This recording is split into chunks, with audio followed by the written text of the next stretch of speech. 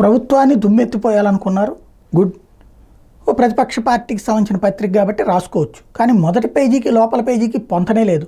మొదటి పేజీలోనేమో ప్రభుత్వ సేవలు అందక ఆక్రందిస్తున్నారు ప్రజలు, చిట్ట చివరి ప్రాంతాలకు ఎప్పటికి కూడా ఆహారం అందట్లేదు, నీళ్ళు అందట్లేదు, ఏ పని జరగట్లేదు, అక్కడ అల్లాడిపోతున్నారని రాసింది. అంటే ప్రభుత్వ యంత్రాంగం అక్కడికి వెళ్ళలేదనే కదా. మళ్ళీ లోపల పేజీలో వచ్చేటప్పటికి 10వ తేదీ వస్తుంది కిస్తీ కట్టండి అమ్మ అని చెప్పేసి అక్కడ వరద ముంపు ప్రాంతాలను పొదుపు సభ్యులకి కార్పొరేషన్ సిబ్బంది హెచ్చరిస్తున్నారు అంటూ ఒక వార్త రాసుకొచ్చింది. ఇందులో ఓ ఇద్దరిది, మీనాక్షి ఆంధ్రప్రభ కాలనీ, సునీత ఆంధ్రప్రభ కాలనీ అంటే ఒక ఇద్దరి వెర్షన్స్ను కూడా వేసుకొచ్చింది. దాంతో ఇట్లాంటి సందర్భంలో ఏదైతే వీళ్ళు తీసుకున్నటువంటి పొదుపు డబ్బులకి సంబంధించి 10వ తేదీ వస్తుంది, పొదుపు రుణం కిస్తీ కట్టండి లేకపోతే వడ్డీ పెరుగుతుంది, తర్వాత ఇబ్బంది పడతారని హెచ్చరించారు అంటూ రాసుకొచ్చింది. వాస్తవంగా పొదుపు సంఘాలది ప్రభుత్వ అధికార యంత్రాంగాలు, వాళ్ళకి సంబంధం లే. అదే సంఘంలో ఉన్నటువంటి ఇతర సభ్యులకి సంబంధం. వాళ్ళందరూ అదే ప్రాంతంలో ఉంటారు.